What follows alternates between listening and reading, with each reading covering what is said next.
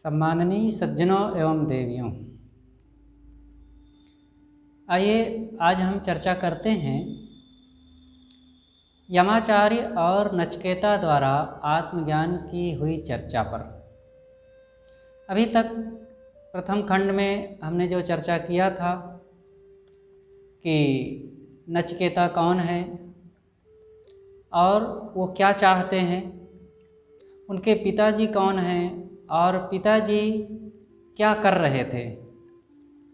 पीछे पहले खंड में ये चर्चाएं हो चुकी थी। पिताजी की चर्चाओं के दरमियान में उन्हें लगा कि मुझे यमराज के पास जाना चाहिए, क्योंकि पिताजी ने कह दिया था कि तुम्हें मैं यमराज को दे रहा हूँ। तो नचिकेता यमराज के यहाँ आ गए हैं। यमराज अनुपस्थित थे। बिना खाए पिए यमराज के घर पर नचिकेता 3 दिनों से पड़े हैं। यमराज आए, उसका नमस्कार करते हैं और खेद प्रकट करते हुए कहते हैं कि तुम मेरे दरवाजे पर बिना खाए पिए 3 दिनों से पड़े हो, इसलिए तुम उसके बदले में मुझसे 3 वरदान मांग लो। नचिकेता ने 3 वरदान मांगा था। पहली बात यह मांगा था कि जब मैं आपके द्वारा लौटाया जाऊं तो मेरे पिताजी प्रसन्नतापूर्वक मुझसे मिलें। दूसरी बात, उन्होंने यज्ञ संबंधी चर्चाएं की और पूछा था कि इसका क्या विधि विधान है। तीसरी बात जो उन्होंने पूछा था वो महत्वपूर्ण है। आज हम उसी पर कुछ चर्चा करते हैं और आगे भी इन्हीं विषयों पर कुछ चर्चाएं होती रहेंगी। तो आज का जो विषय है, नचिकेता ने यमाचार्य से पूछा था कि भगवान, एयम प्रेते विचिकित्सा मनुष्य अस्ति ते के नायम अस्तित चैके। मनुष्य के मर जाने के बाद कुछ लोगों के मन में ये संदेह रहता है, विचिकित्सा, शंका बनी रहती है कि मनुष्य के समाप्त होने के पश्चात सब कुछ समाप्त हो जाता है। लेकिन कुछ लोग कहते हैं कि नहीं, मनुष्य के मरने के बाद आत्मा नाम की एक चीज़ रहती है जो नित्य है, अजर अमर है और वो समाप्त नहीं होती है। तो आप मुझे उसके बारे में बताइए कि सच क्या है। मनुष्य के मरने के बाद आत्मा नाम की चीज़ रहती है या सब कुछ समाप्त हो जाता है, इसकी सच्चाई क्या है। मेरा यह अंतिम और तीसरा वरदान है। कृपया महाराज आप इस पर मुझे विस्तार से समझाने की कृपा करें। यमाचार्य ने कहा कि हे नचिकेता, यह वर तुम मत मांगो। तुम बच्चे हो अभी और इन चीज़ों के बारे में जान करके क्या करोगे। तुम और चीज़ें मांग लो। दुनिया में बहुत चीज़ें हैं जो बहुत महत्वपूर्ण हैं, बड़े काम की हैं, तुम्हारे जीवन में उपयोग आएंगी, तुम्हें बहुत सुख मिलेगा उससे, तुम उनको मांग लो। ये मरने के बाद आत्मा नाम की चीज़ बचती है कि नहीं बचती है, क्या होता है, ये सब जान करके तुम क्या करोगे। नचिकेता ने कहा कि महाराज, मैं जो चाहता हूँ, जो मेरी जिज्ञासा है, आप उसको बताइए। आपने मुझे वर दिया है कि 3 वर मांग लो, तो मैं उसी में से मांग रहा हूँ। आप मुझे बताइए कि मनुष्य के शरीर समाप्त होने के बाद कोई चीज़ रहती है कि नहीं, और रहती है तो वो क्या चीज़ है। आप मुझे ये चीज़ बताइए जो मैं जानना चाहता हूँ। यमाचार्य ने कहा कि नचिकेता, तुम मुझ पर दबाव मत डालो। तुम मुझसे और कुछ मांग लो, दुनिया के अन्य भोग मांग लो, पुत्र पौत्र मांग लो, रथ, हाथी, घोड़े, गाय, बैल, सोने, चांदी, विशाल भवन, पृथ्वी का विशाल खंड मांग लो, अतुल संपत्ति मांग लो, लंबी आयु मांग लो, और भी तुम सुख सुविधाएं मांग लो, और हाथी घोड़े पालकी आदि मांग लो, सुंदर सुंदर स्त्रियां मांग लो, पुत्र पौत्र मांग लो। लेकिन तुम यह मत पूछो कि मरने के बाद कुछ और रहता है कि नहीं। तब नचिकेता ने कहा कि महाराज, आपकी बातों से तो मेरा प्रश्न और मूल्यवान हो गया, क्योंकि आप मेरे प्रश्नों का जवाब नहीं दे रहे हैं और उसके बदले में अन्य सारी चीज़ दे रहे हैं। तो इसका मतलब है कि मेरा प्रश्न और ज़्यादा कीमती है, महत्वपूर्ण है, और आप उसी को नहीं दे रहे हैं, अन्य सारी चीज़ें दे रहे हैं। तब यमाचार्य कहते हैं नचिकेता कि तुम वो सब जानकर क्या करोगे, और चीज़ें तुम ऐसी ऐसी चीज़ें मांग सकते हो जो मृत्यु लोक में मनुष्यों को दुर्लभ है, और जो देवताओं के लिए दुर्लभ भोग हैं उन सबको तुम मांग लो, तुम बाजे गाजे आदि मांग लो, लेकिन ये सब चीज़ें क्यों मांग रहे हो। तब नचिकेता कहते हैं महाराज कि ये चीज़ें तो सांसारिक भोग हैं, ये सब स्वभाव हैं, मतलब आज हैं कल नहीं हैं, सब छूट जाने वाले हैं, और फिर मेरी इंद्रियों के तेज को समाप्त करने वाले हैं, मेरे मन को मलिन करने वाले हैं, और ये सब आज हैं कल नहीं रहेंगे, और फिर इनसे मुझे शांति नहीं मिल सकती है। नावित्तेन तर्पणियो मनुष्यो, क्या मनुष्य कभी इन धन से, चीज़ों से तृप्त हो सकता है? कभी नहीं हो सकता है।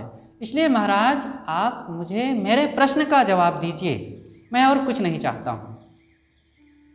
जिसके लिए साधक लोग यम नियम आदि का पालन करते हुए साधना करते हैं, ध्यान चिंतन करते हैं, ऋषि मुनि जिसको पाने के लिए लालायित रहते हैं, आप मुझे उस वस्तु के बारे में बताइए, वो क्या चीज़ है। नचिकेता का दृढ़ संकल्प और यमाचार्य की कठोर परीक्षा और प्रलोभन देना, इन बातों से ऐसा लगता है कि नचिकेता कितना उत्तम जिज्ञासु है, और यमाचार्य कितने कठोर और कड़ी परीक्षा लेने वाले हैं। उसके अंतःकरण को, उसकी जिज्ञासा को, उसकी मनोभावनाओं को कैसे वो भांपते हैं, कैसे पहचानना चाहते हैं कि ये बच्चा चीज़ों के लिए कितना आकर्षित हो सकता है। लेकिन नचिकेता भी दृढ़ संकल्प वाला था, वो अपनी दृढ़ता से, अपनी बातों से थोड़ा भी कमज़ोर ना हुआ, और उसी में अडिग होकर के निश्चित रूप से बस उसी को पाने के लिए वो निरंतर प्रयत्नशील रहा। अंततः यमाचार्य को अपनी निश्चयता को ढीली करनी पड़ी, और यमाचार्य ने उनको आत्मज्ञान का उपदेश दिया। और नचिकेता फिर एक एक बात आत्मज्ञान संबंधी वे शंका करते हैं और यमाचार्य बताते हैं। यमाचार्य कहते हैं कि हे नचिकेता, तुम उत्तम जिज्ञासु हो, और तुम्हारी मैंने बहुत परीक्षा ली है, और तुम एक साधक हो, तुम इन सांसारिक भोगों में आकर्षित नहीं हुए हो, और इन विषयों के लिए तुम्हारे मन में थोड़ा भी लालसा नहीं है। इसलिए तुम आत्मज्ञान के लिए जो निरंतर प्रयत्नशील हो, ये तुम्हारी पवित्र भावना है, और बहुत सौभाग्य की बात है। ऐसी जिज्ञासा, ऐसी मनोभावना का होना बहुत सौभाग्य की बात है। तुम विषयों के आकर्षण में पड़ करके, भोगों की इच्छा करके, सांसारिकता के प्रलोभन में पड़ करके अपनी इस मन की दशा को गंवा मत देना। तुम सावधान हो करके आत्मज्ञान के उत्तम जिज्ञासु बन करके उसी के लिए साधनारत हो। देखो, संसार में दो चीज़ें हैं, एक श्रेय मार्ग है और दूसरा प्रेय मार्ग है। प्रेय मार्ग जो होता है वो इंद्रियों को प्रिय लगने वाले हैं, और इन प्रिय लगने वाले भोगों में पड़ करके लोग अपने लक्ष्य से विचलित हो जाते हैं, अपना रास्ता छोड़ देते हैं, शांति के पथ से डगमगा जाते हैं, और भोगों की ओर, सांसारिकता की ओर, पतन की ओर चले जाते हैं। गुर की भेली जीव डरे काया सींचन हार, कुमति कमाई मन बसे लाग जुआ की लार। लोग जो गुरु की भेली, ज्ञान के जो उत्तम कल्याण की बातें हैं, गुरु के जो उपदेश हैं मीठे मीठे, और जिससे शांति मिले साधक को, उसको छोड़ देता है। क्यों छोड़ देता है? काया सींचन हार, जो इंद्रियों के भोगों की ओर आकर्षित होगा वो श्रेय मार्ग में नहीं चल सकता है, वो प्रेम मार्ग की ओर फिसल जाता है। वो चाह करके भी जब दृढ़ता नहीं रखता और मन में मजबूती नहीं रखता, प्रलोभनों को छोड़ नहीं पाता है जब, तो वो शांति, साधना और श्रेय मार्ग की ओर बढ़ने के लिए चाहते हुए भी उधर नहीं बढ़ पाता है। इसलिए नचिकेता, तुम सावधानी से इस बात को समझना और प्रेम मार्ग से सदैव उदास रहना। ये इंद्रियों को प्रिय लगने वाले ये विषय विलास और भोगों को तुम सदैव त्यागते रहना। ये भोग पथ सदैव परिणाम में दुख देते हैं और इससे व्यक्ति को कभी शांति नहीं मिलती है, वो कभी कल्याण पथ में आगे नहीं बढ़ सकता है। और जो श्रेय मार्ग है ये कठिन लगने वाले हैं, इसमें त्याग करना पड़ता है, इसमें इंद्रियों को संयमित करना पड़ता है, भोगों से उपराम होना पड़ता है, सांसारिकता से अपने मन को हटाना पड़ता है, मोह आसक्ति को छोड़ना पड़ता है, विनम्र होना पड़ता है, गुरु और संतों के प्रति भक्ति भाव जगा करके श्रद्धा भाव रखते हुए कल्याण पथ में निरंतर आगे बढ़ना पड़ता है। लेकिन श्रेय मार्ग ही परिणाम में अनंत सुख देता है। इसलिए बेटा नचिकेता, तुम इन बातों को ख्याल रखना। तुम दूरगामी विचार रखते हो और इन विचारों में मजबूत रहना। इस प्रकार से नचिकेता को अब वे भूमिका बना करके आत्मज्ञान की बातें बताते हैं। यमाचार्य कहते हैं, हे नचिकेता, तुम बड़े विवेकी हो, तुम मन इंद्रियों को प्रिय लगने वाले भोगों में उलझे नहीं हो, लुभाए नहीं हो। संसार तो आकंठ भोगों में डूबा हुआ है और उसी के लिए रात दिन मेहनत करता है, उसी की उपासना करता है और इसीलिए वो नाना बंधनों की, वासनाओं की जंजीरों में बंधता जाता है। तुमने तो उसको एक झटके में तोड़ दिया है। तुम आत्मज्ञान के पिपासु हो, तो इस प्यास को, इस जिज्ञासा को कभी खत्म मत होने देना। संसार में विद्या और अविद्या ये दो चीज़ें हैं। विद्या है आत्मज्ञान और अविद्या है इंद्रियों के भोग। ये दोनों एक दूसरे से विपरीत हैं, इनमें कहीं आकर्षित मत होना। जो अविद्या की तरफ, भोगों की तरफ बढ़ा तो फिर उसकी साधना छूट जाती है। उसकी जो आत्म विषयक चर्चाएं हैं और परमार्थ की जो यात्रा है वो ढीली हो जाती है। फिर वो अपने आप को नहीं समझ सकता, फिर वो इंद्रियों के विषयों में, संसार के रमणीयता में ही वो अपना समय गंवा देता है। इसलिए भोगों को प्रिय मान करके कभी उधर आकर्षित मत होना। तुम विद्या की ओर चलो, आत्मज्ञान के जिज्ञासु बनो। ये लोग तो ऐसे हैं, ये पुरानी परंपरा को पकड़ करके नाना देवी देवता, भूत प्रेत, जादू टोना, तीर्थ मूरत आदि आदि जो पहले से चली आई समाज में कुरीतियां हैं, नाना अंध परंपराएं हैं, लोग इसी को पकड़ करके एक दूसरे भावपार होना चाहते हैं। ये वैसे ही है जैसे अंधा अंधे को राह दिखावे और दोनों आगे चल करके कुएं में गिर पड़े और समाप्त कर दें अपने जीवन को। ऐसे ही है यहाँ जो पथ प्रदर्शक हैं और पथ पर चलने वाले हैं, दोनों अंधविश्वासों की ओर, विषयासक्ति की ओर, अहंकार की ओर चलने वाले हैं। अब उसमें से कौन किसको रास्ता दिखावे, आत्मज्ञान की बात कौन बताएगा। इसलिए हे नचिकेता, तुम सच्चे साधकों की संगत करना और उनकी बातों को समझ करके आत्मज्ञान, परमार्थ की यात्रा करना। इससे तुम्हारे मन की अविद्या समाप्त होगी और तुम फिर विद्या की उपासना में सफल हो सकोगे। विद्या की उपासना है आत्मज्ञान, साधना, स्वरूप बोध। ये जो शरीर के अंदर बैठा हुआ आत्मा है वही दिव्य चेतन है, वो अविनाशी है, वो नित्य एक रस है। आगे इस पर और चर्चाएं आएंगी। ऋषि कहते हैं यमाचार्य जी, अड़ोरड़ियान महतो महियान आत्मस्य जंतुर निहितो गुहायाम। तो इस प्रकार से आगे और चर्चाएं आएंगी। वर्तमान में यमाचार्य जी समझाते हुए कहते हैं, नचिकेता तुम अपनी इन जिज्ञासाओं को मजबूत रखना और साधना पथ पर निरंतर चलना, धैर्य रखना, विषयों की ओर आकर्षित मत होना, संसार की कुरीतियों में उलझना मत, ये संसार प्रेय मार्गावलंबी है और साधक तो श्रेय मार्गावलंबी होता है।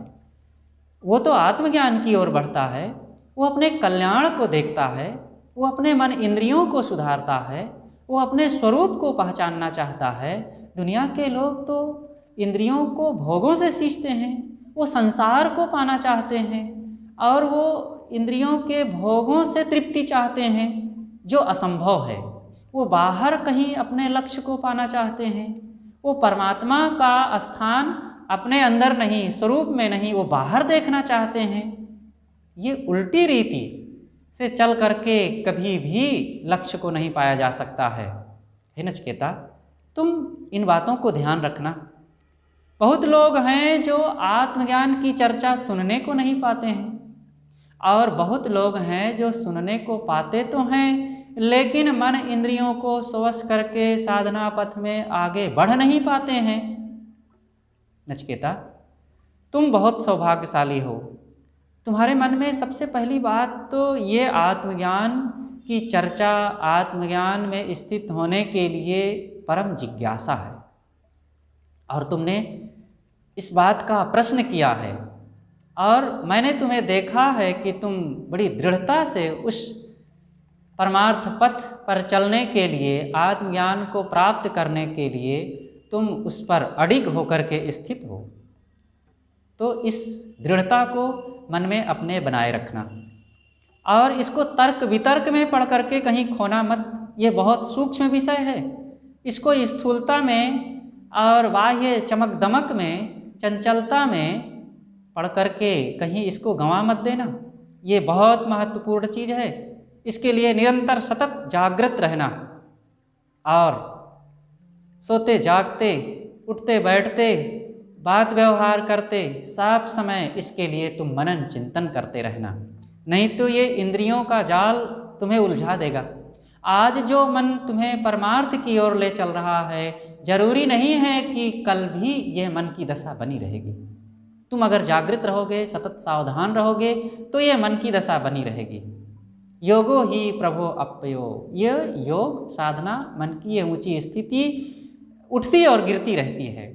आज मन बड़ा पवित्र है, बड़ा सरल है, बहुत सौवस है, भक्ति भावना दृढ़ है, लेकिन अगर तुम इसी मन की डोर को टाइट नहीं रखोगे, खींचते नहीं रखोगे, सेवा सत्संग स्वाध्याय साधना में निरंतर प्रयत्नशील नहीं रहोगे, तो ये मन की डोर ढीली हुई तो फिर ये तुम्हारी पवित्रता की पतंग कहीं कीचड़ में, कांटे खाई में आकर के फंस जाएगी और सब नष्ट हो जाएगी। इसलिए हे नचिकेता, तुम अपनी इन जिज्ञासाओं को खूब मजबूत रखना। हे प्रियतम नचिकेता, तुम इस बात का ध्यान रखना कि तुम्हारी जो स्थिर बुद्धि है, जो धारणावती है, इसको भी खूब बनाए रखना और किसी ढंग से वितर्क कुतर्क में पढ़ करके भी इसको मत खोना। ये विद्या और बुद्धि का अहम जैसे ही आया तो भी मनुष्य को बर्बाद कर देता है। विद्या अच्छी चीज़ है, लेकिन विद्या का जब अहम आ जाता है कि मैं ये जानता हूँ, मैं ये समझ गया हूँ, अब मैं लोगों से काफ़ी आगे बढ़ गया हूँ, मैं ज्ञानी हो गया हूँ, ये ज्ञानी होने की जो मन में अहम बुद्धि हो जाती है, यह भी मनुष्य को भटका देती है। इसलिए इस कुतर्क में पढ़ करके भी तू भटकना मत।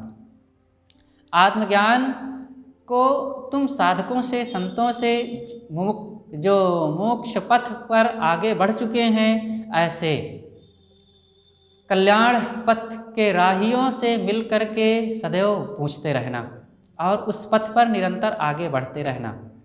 मैं समझता हूँ कि क्षणिक वस्तुओं से अविनाशी का बोध नहीं हो सकता है, इसलिए तुम क्षणिकता की तरफ अपने मन को मत ले जाना।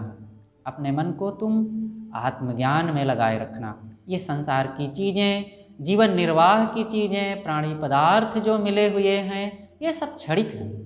ये सहसा बड़े प्रिय लग सकते हैं, मन इनमें आकर्षित होकर के तुम्हें भुला सकता है, लेकिन ये ध्यान रखना, ये सब व्यवहार की चीज़ें हैं और स्थिर नहीं हैं। चीज़ें भी मिली हैं, छूट जाएंगी। लोग भी जो मिले हैं प्यारे प्यारे, इनका भी क्या ठिकाना। लेकिन जो गुरुजनों के, संतों के, साधकों के, महापुरुषों के विचारों को मनन करके जीवन में अपने हृदय में उसको स्थान देता है और इंद्रियों में उसकी रहनी अपनाता है, वो आगे बढ़ पाता है।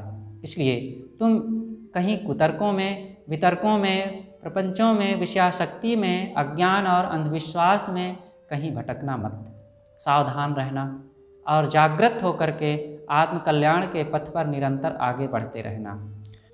है नचिकेता, मैं मानता हूँ कि यह मरण धर्मा मनुष्य विवेकियों द्वारा, साधकों द्वारा आत्मज्ञान की चर्चा सुन करके और शरीर का मोह त्याग करके अपनी वृत्तियों को समेट करके अपने विचारों को पवित्र करके वो अपनी ओर लौट आता है।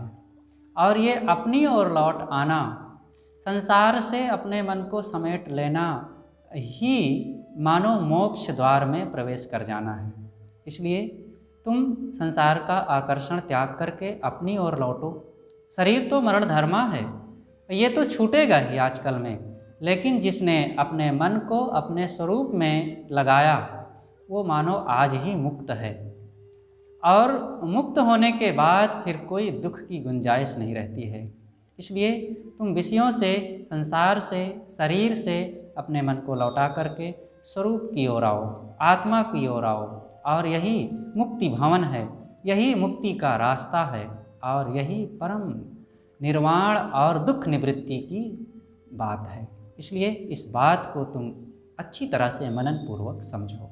बस आज इतना ही, शेष बातें अगले प्रसंग में कही जाएंगी।